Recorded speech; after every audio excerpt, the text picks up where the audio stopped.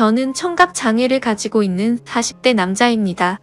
지금 다시 돌이켜 생각해봐도 너무 가슴이 아픈 기억들입니다. 하지만 많은 사연들을 보다가 저도 많은 분들께 제 얘기를 해드리고 싶었고, 저도 얼마 전 10년 만에 알게 된 모든 사실을 꼭 누군가에게라도 말을 하고 싶었기에 이렇게 용기를 냈습니다. 정말 충격적일 수밖에 없는 제 사연 꼭 끝까지 읽어주시면 감사하겠습니다. 저는 어릴 때 추억을 떠올려보면 참 하루하루가 힘들고 너무 벗어나고 싶었던 기억들만이 가득합니다. 비록 아버지께서는 많은 재산을 갖고 있으셨기에 생활에 있어서 돈이 부족하다거나 그런 건 전혀 없었죠. 하지만 어머니가 제가 어린 나이에 집을 나가면서부터 제 인생은 참으로 쉽지가 않았습니다. 평소와 다를 바 없는 어느 날 제가 초등학교 4학년이 되던 해였습니다. 아버지는 갑자기 저보다 2살이 어린 잘생긴 남자아이를 데리고 오더니 제 친동생이니 인사를 하라고 했습니다. 저는 어릴 때부터 많이 왜소했던 터라 그 아이는 저보다 키도 크고 체격도 훨씬 좋았었죠. 알고 봤더니 제 어머니는 아버지의 불륜 사실을 알고 나서 맞바람을 피시고 집을 나가셨던 겁니다. 별로 저에 대한 사랑도 크지 않으셨던 분이었기에 어머니는 열심히 살아라라는 마지막 한마디를 남기시고는 훌쩍 떠나버리셨죠. 그리고 제 동생의 친어머니는 갑자기 암투병을 겪다가 돌아가시게 되었고, 홀로 남겨진 아이를 내버려 둘 수가 없어서 아버지는 저희 집으로 데리고 오셨던 겁니다. 동생은 처음부터 제게 적대심이 굉장히 심했습니다. 자신의 어머니가 돌아가신 게 제 아버지 탓이라고 늘 생각했었고, 그런 아버지의 밑에서 곱게 자라고 있었던 제가 절대로 좋을 리가 없었죠. 집에서도 학교에서도 동생은 아버지가 없을 때면 저에게 짓궂은 장난을 쳤습니다. 저보다 덩치가 훨씬 큰 동생은 2살이 많은 제게 반말을 내뱉는 건 기본이었습니다. 하지만 형이 되어가지고 아버지에게 이런 사실을 이르기에는 너무 창피했죠.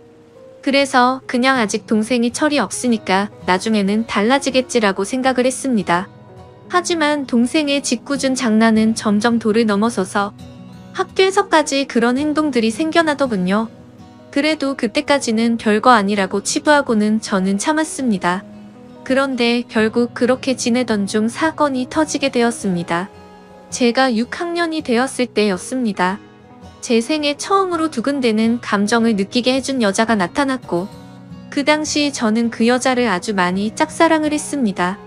그래서 저는 그 친구와 가깝게 지내고 싶었고, 집에서 편지를 쓰기 시작했죠.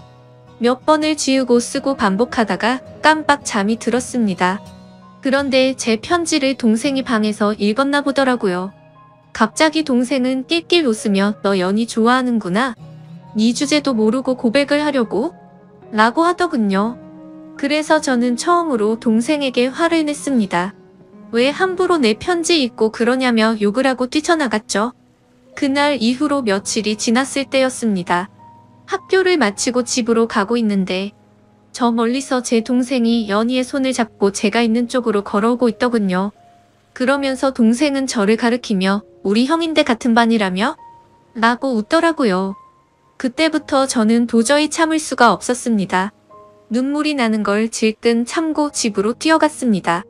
집에 가자마자 분노가 폭발해서 펑펑 울면서 눈에 보이는 동생의 물건을 모두 다 던졌고 옷도 가위로 마구 찢어버렸죠.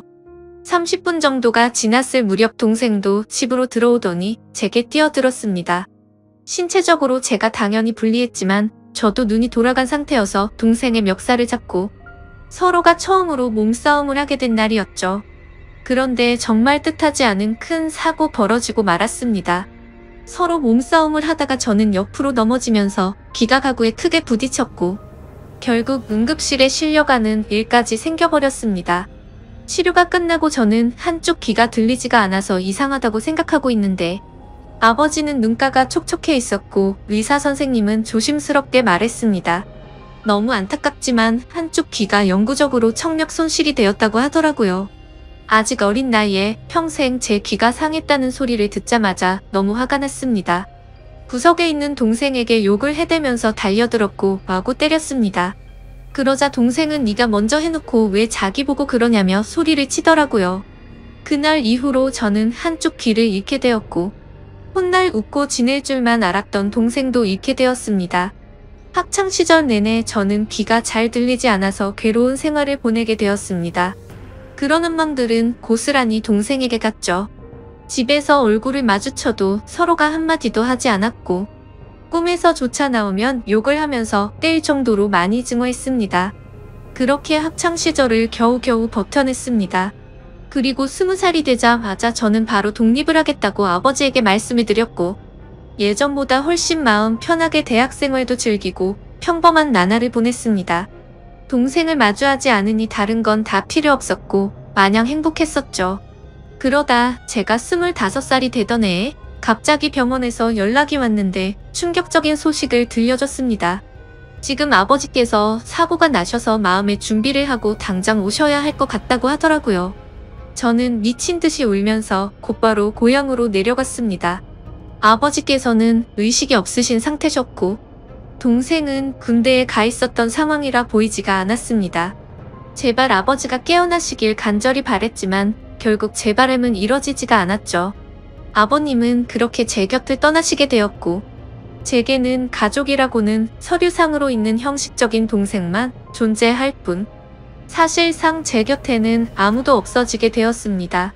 그렇게 장례를 치르고 있는데 변호사분이 찾아와서 제게 유산에 관련한 걸 안내해 주더군요. 아버지는 제게 미안한 마음이 크셨는지 본인 재산의 90%를 제게 상속하셨고 10%는 동생에게 남긴다는 내용이었습니다.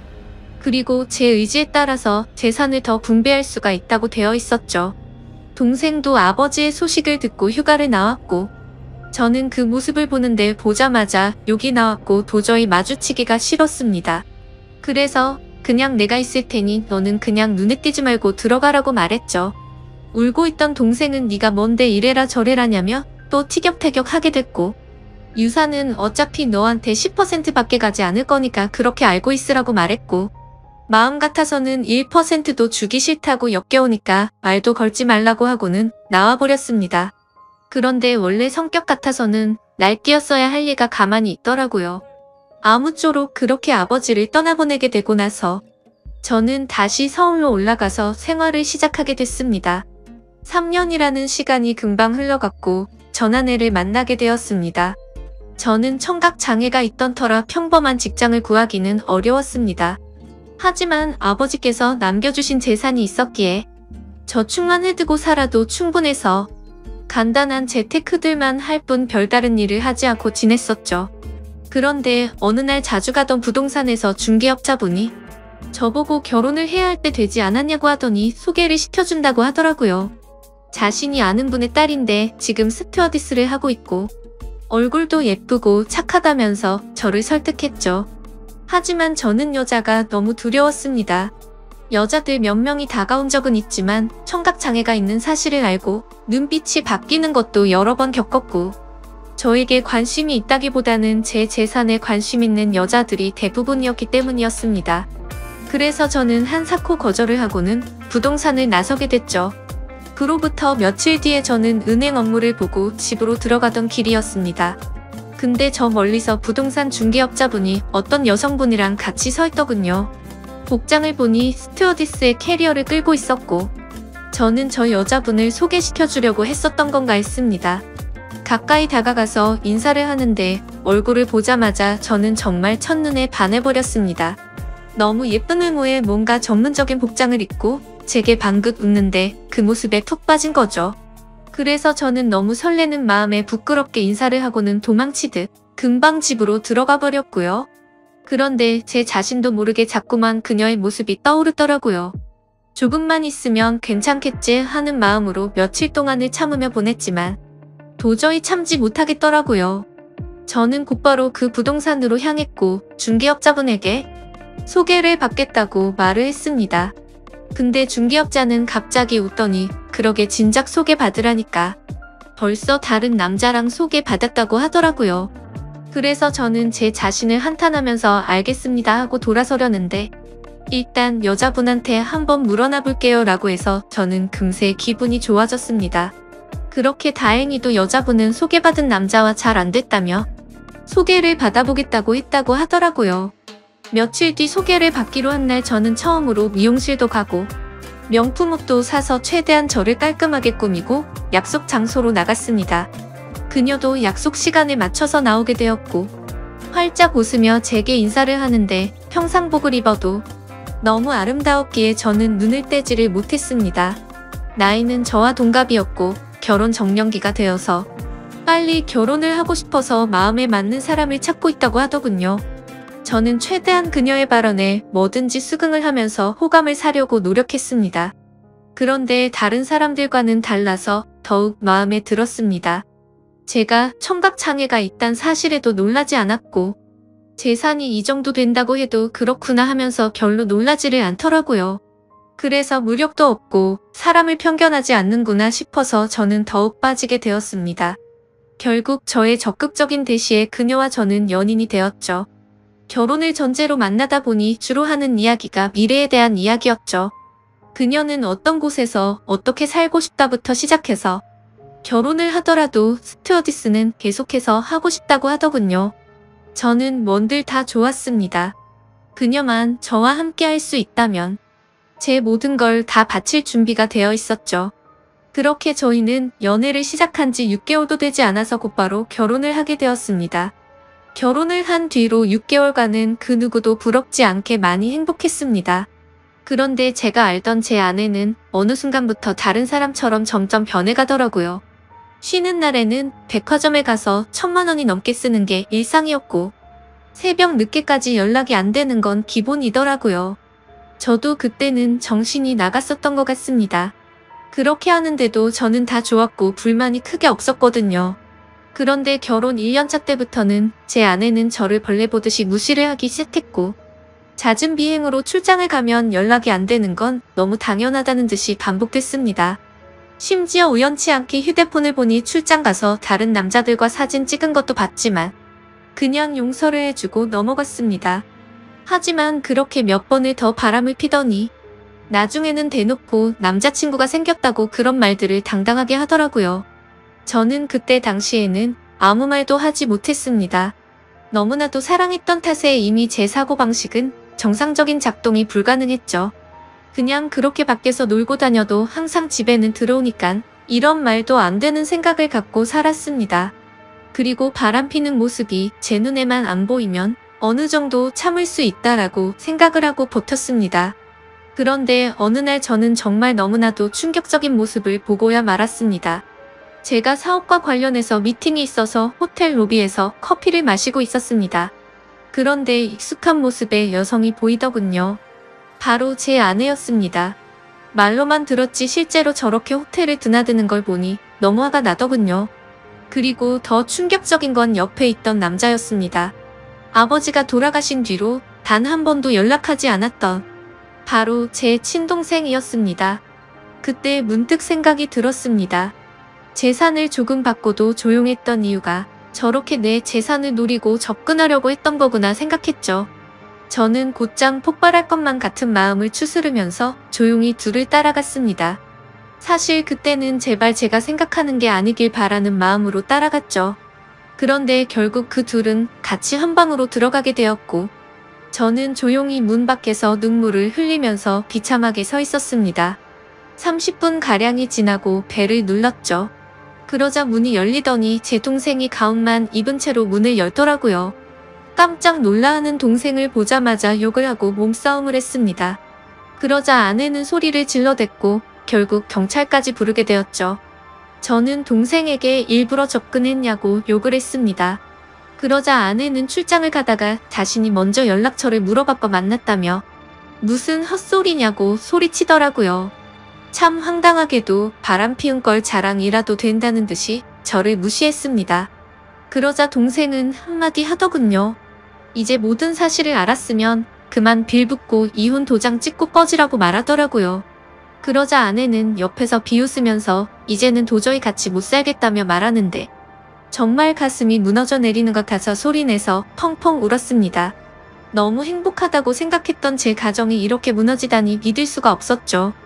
그때부터는 저도 도저히 버틸 자신이 없었고 모든 걸 내려놓기로 했습니다. 그렇게 저는 아내와 결혼 생활 2년 만에 결국 끝을 맺고 말았고 아내와 동생은 주변 사람들의 눈을 피해서 해외로 이민을 가게 됐죠. 그 뒤로 매일같이 술만 마셔댔고 일상생활을 전혀 하지 않고 살았습니다. 제 인생은 도대체 왜 이런가 싶었고 사람에 대한 배신이 너무 컸기에 앞으로 어떻게 살아갈 것인가만 고민했던 것 같습니다. 그런데 사람은 결국 시간이 모든 걸 해준다고. 한 해, 두 해가 지나갈수록 저도 모르게 웃고 지내고 있더라고요. 그러다가 지금의 제 아내를 만나게 되었습니다. 너무 힘든 시기여서 여자에 대한 적대감이 심했었지만 너무나도 자연스럽게 제 마음속으로 들어오더니 지금은 결혼한 지 6년 차지만 단 한 번도 다툼 없이 행복하게 지내고 있습니다. 전 아내와 달리 사치도 절대 부리지 않고 항상 알뜰하게 저축하고 지내는 그런 천사 같은 여자를 만나게 되었습니다. 그러다가 2달 전쯤 갑자기 10년 만에 전 아내에게서 연락이 왔습니다. 해외 번호라 혹시나 싶었지만 그 혹시나가 맞더라고요. 저는 차갑게 말했습니다. 무슨 염치로 감히 나한테 전화를 다 하냐고 했죠. 예전에 있었던 일은 미안했다며 사과부터 하더군요. 그리고 그 다음으로 한 말은 정말 좀 많이 놀랐습니다. 사실은 동생이 이민을 오고 나서 2년도 채우지 못하고 세상을 떠났다고 하더라고요. 술만 마시면 매일같이 욕하던 동생이 이미 이 세상에 없다고 하니 너무 많이 놀랐습니다. 그래서 말을 더듬으며 물었습니다. 아니 왜 갑자기 멀쩡하던 애가 왜 죽었냐고. 그리고 죽은 지가 8년이 됐는데 그걸 왜 이제 말하냐고 했습니다. 그러자 전 아내는 할 얘기가 많은데 전해줄 것도 있으니까 다음 주에 들어가서 만나서 이야기하자고 하더라고요. 그렇게 일주일이 흐르고 난 뒤 저는 전 아내와 만나게 되었습니다. 물론 제 아내에게는 예전에 있었던 일도 다 말해줬었고 동생의 소식을 말해주면서 만나고 온다고 미리 말했는데 오히려 저를 위로해주면서 조심히 다녀오라고 했죠. 저는 단도직입적으로 물었습니다. 도대체 어떻게 된 건지 말을 해달라고 했습니다. 그러자 전 아내는 갑자기 눈물을 흘리면서 사과부터 하더라고요. 내가 정말 죽어마땅한 사람인데 너무 미안하다며.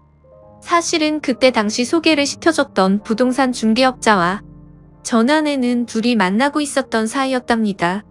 제 재산을 알고 의도적으로 접근을 했었고 그 덕분에 결혼을 하고 나서 제 돈을 흥청망청 쓰면서 몰래 비자금도 많이 빼돌렸다고 하더군요. 그리고서는 말했습니다. 사실 당신 동생을 많이 원망하고 있을 것 같은데 정말 이렇게 계속 살다가는 자신이 미쳐버릴 것 같다면서 용기를 냈다고 하더라고요. 동생과 전 아내는 불륜 사이가 맞았답니다. 물론 그건 전 아내만의 생각이었다고 했죠. 동생은 전 아내와 이민을 가고 나서 곧장 모든 사실을 밝혔답니다. 사실은 암에 걸려서 회복이 불가능한 상태였고 당신을 형 옆에서 떼어내려고 했다고 말했답니다. 그런데 전 아내는 이미 제 동생에게 많이 빠져 있어서 동생이 떠나는 날까지 옆에서 있었다더군요.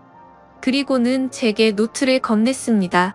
사실 동생은 절대로 이 비밀을 제게 말하지 말라고 해서 평생 말하지 않으려고 했답니다. 그런데 얼마 전에 한국으로 다시 돌아오려고 짐을 정리하다가 이 노트를 발견했고 내가 이 말을 안 하면 마음에 죄책감이 들어서 절대로 인간으로서 살아갈 자신이 없다면서 주더라고요. 그렇게 전 아내는 미안하다면서 앞으로 잘 지내라고 하고는 자리를 떠났고 저도 차로 돌아가서 침착하고 노트를 펼쳤습니다. 아버지와 저 그리고 동생이 찍은 유일한 사진이 끼어져 있더군요. 일기는 매일같이 쓰지는 않았고 동생의 어머니가 돌아가신 이후로 특별한 날들마다 쓴 것 같았습니다. 제가 청각을 잃은 날 쓴 일기를 보니 동생의 마음을 어느 정도 알 수가 있었습니다. 동생은 저에게 사고를 입힌 뒤로부터 매일같이 죄책감에 시달려 살았던 것 같습니다. 우리 엄마가 떠난 게 형의 잘못이 아닌 거 아는데 내가 왜 그랬을까 자책하면서 그래서 그날부터는 제게 편한 거라면 뭐든지 해주려고 했더군요. 제가 동생에게 말을 하지 않으니 서로 말을 섞지 않는 게 어린 나이에는 배려라고 생각했고 그날 이후로 자연스럽게 형과는 돌이킬 수 없는 사이가 됐다라는 글이 있더라고요. 그리고 학창시절 제게 놀림을 줬던 친구를 언급하면서 욕을 적었고 결국에 혼쭐을 내줬던 것 같습니다. 어느 날 동생이 얼굴에 멍투성이가 되어서 들어왔던 날이 떠오르면서 얼핏 기억이 났습니다. 아버지가 돌아가신 이후로는 자신이 눈에 띄지 않는 게 형의 행복이라 생각했고 절대로 다시는 나타나지 않으려고 했답니다. 그런데 가망이 없는 암이 걸렸다는 사실을 알게 되었고 저를 마지막으로 멀리서나마 보고 가려고 했답니다. 그렇게 저희 집으로 오던 중에 전아내가 다른 남자와 저희 집으로 들어가는 걸 봤답니다. 동생은 제 결혼식도 멀리서 지켜봤었기에 아내의 얼굴을 알고 있었죠. 그래서 당장 뛰쳐들어가서 다 부숴버릴까도 생각도 했지만 제 성격을 너무 잘 아는 동생은 침착하게 자세한 내